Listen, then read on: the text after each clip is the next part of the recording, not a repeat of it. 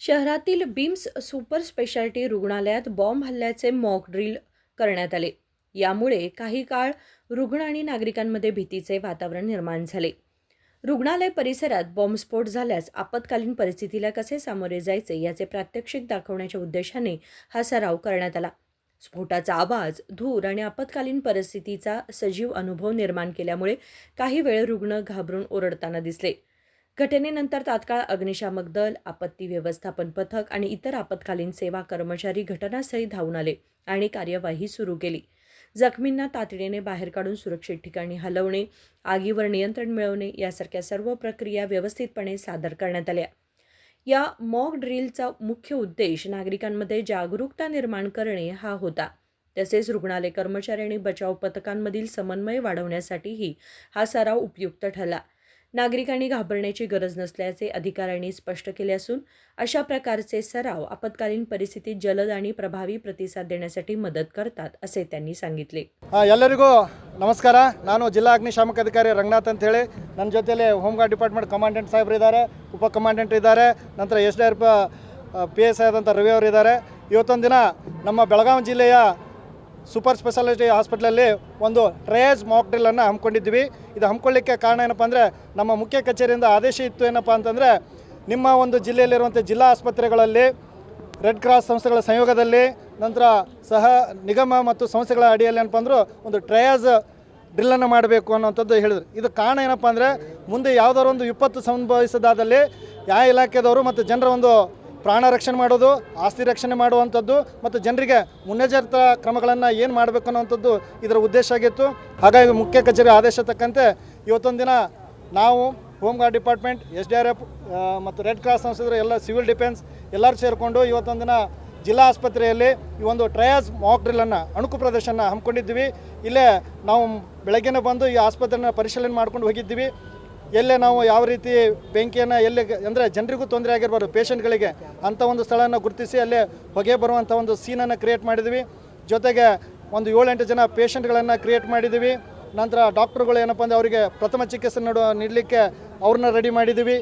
ಆಂಬುಲೆನ್ಸ್ಗಳನ್ನು ready ಮಾಡ್ಕೊಂಡಿದ್ವಿ, fire department ready ಮಾಡ್ಕೊಂಡಿದ್ವಿ, home department ready ಮಾಡ್ಕೊಂಡಿದ್ವಿ, ಅಂದರೆ ವೆಹಿಕಲ್ ವಿತ್ ಸಿಬ್ಬಂದಿಗಳನ್ನು ರೆಡಿ ಮಾಡ್ಕೊಂಡಿದ್ವಿ. ತದನಂತರ ನಾವು ಸುಮಾರು 4 ಗಂಟೆಗೆ ಈ ಒಂದು ಅಣುಕು ಪ್ರದರ್ಶನ ಪ್ರಾರಂಭಿಸಲಾಯಿತು. ಆಸ್ಪತ್ರೆಯ ಬಲಭಾಗದ ಒಂದು ಕಿಟಕಿಯಲ್ಲಿ ಏನಪ್ಪ ಅಂದರೆ ಹೊಗೆ ಬರುವಂಥ ಸನ್ನಿವೇಶ ಕಾಣುತ್ತೆ. ತತ್ಕ್ಷಣ ಬೆಂಕಿಯಲ್ಲಿ ಅಲ್ಲಿರುವಂಥ ಪಬ್ಲಿಕ್ಕು ಸಹ ಬೆಂಕಿ ಆಗಿದೆ ಅಂತ ಕೂಗ್ತಾ ಇರುವಂಥ ಸೀನ್ ಕಾಣುತ್ತೆ. ತಕ್ಷಣ ಅಗ್ನಿಶಾಮಕ ಇಲಾಖೆದವರಿಗೆ ಕರೆಯನ್ನು ನೀಡಲಾಗ್ತದೆ. ಅಗ್ನಿಶಾಮಕ ಇಲಾಖೆದವರು ಸುಚಿತವಾಗಿ ವಾಹನ ಸಮೇತ ಬಂದು ಹೋಸನ್ನು ಹಾಕಿ ಆ ಬೆಂಕಿ ಆಗಿರುವಂಥ ಸ್ಥಳಕ್ಕೆ ನೀರನ್ನು ಸಿಂಪಡಿಸುವ ಮೂಲಕ ಬೆಂಕಿ ಆರಿಸುವಂಥ ಕೆಲಸ ಮಾಡ್ತಾರೆ.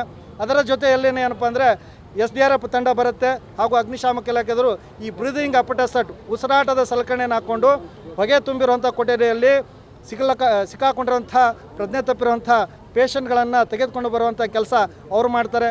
ಜೊತೆಯಲ್ಲಿ ಏನಪ್ಪ ಅಂದರೆ ಈ ಭಯೋತ್ಪಾದಕರು ಒಂದು ಬಾಂಬ್ ಅಟ್ಯಾಕ್ ಮಾಡಿದಾಗ ಈ ಹೋಮ್ ಗಾರ್ಡ್ ಡಿಪಾರ್ಟ್ಮೆಂಟರು ಸಹ ಅದನ್ನು ಪಟಾಕಿ ಅಟೋಮ್ ಬಾಂಬ್ ಹೊಡೆಯುವ ಮೂಲಕ ಒಂದು ಬಾಂಬಿನ ಸೌಂಡ್ ಕೇಳುವ ಹಾಗೆ ಪಟಾಕಿನ ಹರಿಸಿ ಅಲ್ಲಿರುವಂಥ ಒಂದು 7-8 ಜನ ಕೊಲಾಪ್ಸ್ ಆಗಿ ಬೀಳ್ತಾರೆ. ಅವ್ರನ್ನೂ ಸಹ ಏನಪ್ಪ ಅಂದರೆ ರಕ್ಷಣೆ ಮಾಡಿ ತತ್ಕ್ಷಣ 1 ಬಿಟ್ಟು 3 ಆಂಬುಲೆನ್ಸ್ಗಳನ್ನು ಸಹ ನಾವು ಈ ಒಂದು ಅಣುಕು ಪ್ರದರ್ಶನ ಬಳಸ್ಕೊಂಡಿದ್ವಿ. ಯಾವ್ಯಾವ ರೀತಿ ಆಂಬುಲೆನ್ಸ್ ಬರ್ತದೆ, ಜೊತೆಗೆ ಟ್ರಯಾಜು ಪ್ರಥಮ ಚಿಕಿತ್ಸೆಯನ್ನು ಆಸ್ಪತ್ರೆ ಸಿಬ್ಬಂದಿ ಬಹಳ ವ್ಯವಸ್ಥಿತವಾಗಿ ನಡೆಸಿಕೊಟ್ಟಿದ್ದಾರೆ. ಮೈನರ್ ಇಂಜುರಿಗೆ ಬ್ಯಾಂಡೇಜನ್ನು ಹಚ್ಚಿದರೆ, ಸೀರಿಯಸ್ ಇಂಜುರಿ ಆದಂಥವ್ರನ್ನ ತತ್ಕ್ಷಣ ತುರ್ತು ಚಿಕಿತ್ಸೆ ನೀಡಬೇಕಾಗಿರೋದ್ರನ್ನ ಆಂಬುಲೆನ್ಸ್ನಲ್ಲಿ ಹಾಕಿ ಶಿಫ್ಟೆಡ್ ಟು ಅನದರ್ ಹಾಸ್ಪಿಟ್ಲಿಗೆ ಕಳಿಸುವಂಥ ವ್ಯವಸ್ಥೆ ಆಂಬುಲೆನ್ಸ್ ಮೂಲಕ ಮಾಡಲಾಯಿತು. ಸುಮಾರು ಒಂದು 8ರಿಂದ 10 ಪೇಷಂಟ್ಗಳನ್ನು ನಾವು 3 ಆಂಬುಲೆನ್ಸ್ನಲ್ಲಿ ಸೀರಿಯಸ್ ಇರೋದ್ರಿಂದ ಬೇರೆ ಆಸ್ಪತ್ರೆಗೆ ಸಾಗಿಸುವಂಥ ಕೆಲಸ ಮಾಡಿರ್ತೀವಿ. ಇದರಿಂದ ಏನಪ್ಪ ಅಂತಂದರೆ, ಜನರು ಮುಂಜಾಗ್ರತೆ ಆದಾಗ ಏನು ಮಾಡಬೇಕು, ಪ್ಯಾನಿಕ್ ಆಗಬಾರ್ದು. ಆದಾಗ ಯಾವ ಇಲಾಖೆಗಳು ಯಾವ ರೀತಿ ತಮ್ಮ ಕೈ ಜೋಡಿಸಿ ತಮ್ಮ ಕರ್ತವ್ಯವನ್ನು ನಿರ್ವಹಿಸ್ತವೆ, ಜೀವದ ಹಂಗ ತೊರೆದು ಕೆಲಸ ಮಾಡ್ತವೆ ಅನ್ನೋವಂಥದ್ದು ತೋರಿಸುವಂಥದ್ದು. ಫಸ್ಟ್ ಆಫ್ ಆಲ್ ಜನರ ಪ್ರಾಣ ರಕ್ಷಣೆ, ಆಸ್ತಿ ರಕ್ಷಣೆ, ಜೊತೆಗೆ ಈ ಅವೇರ್ನೆಸ್ ಮೂಡಿಸುವಂಥ ಕಾರ್ಯಕ್ರಮ ಇವತ್ತಿನ ಟ್ರಯೇಜ್ ಮಾಕ್ ಡ್ರಿಲ್ಲದ ಉದ್ದೇಶವಾಗಿತ್ತು. ತಮ್ಮೆಲ್ಲರಿಗೂ ನಮಸ್ಕಾರ ಹೇಳ್ತಾ ಮಾಧ್ಯಮ ಮಿತ್ರರಿಗೂ ಮತ್ತೊಮ್ಮೆ ತಮಗೆ ನಮಸ್ಕಾರ. Thank you. Vinod Kolkar, KMM Marathi, Belgaum.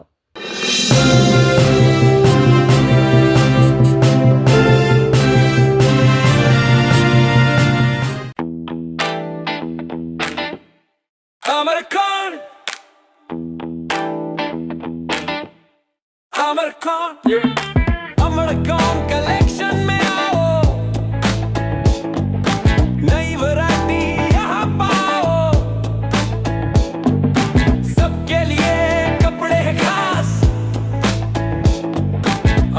कौन में खुशियां है पास अमर कौन अमरकॉन कलेक्शन, खड़े बाजार, बेलगाम।